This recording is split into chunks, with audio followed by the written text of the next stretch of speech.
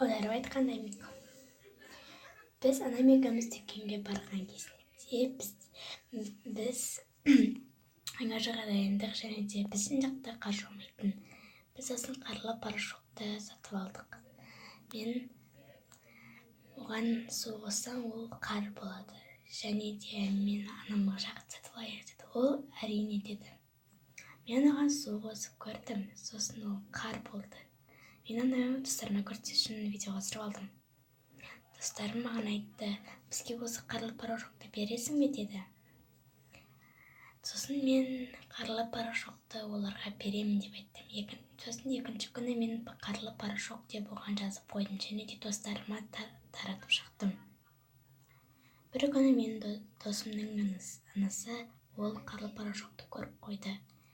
Сосын ол қызымды шақыртты. Мынаны сендерге кім беріп жүр деді. Бұны мектептен алдым деді. Сосын ол шок болып мұғалімге хабарласты. Сендерге сонда есірткі беріп жүр ме деп мұғалімге хабарласты. Сосын олар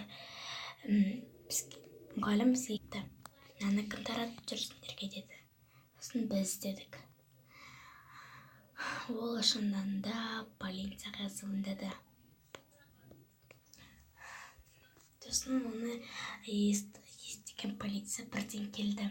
Олар бізге есірткі таратып жүр деп. Мынаны кім таратты дегенде мен деді. Ол қарлы порошок сияқты деді. Сосын мен деді. Менің анам алып берді дегенде.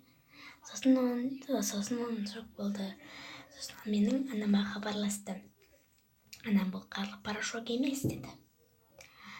Сосын бізге келді де, бұл қарлы порошок емес. Оны сепсең, неге суға су қоссаң, қар болады деді. Сосын жарайды деді, кетіп қалды.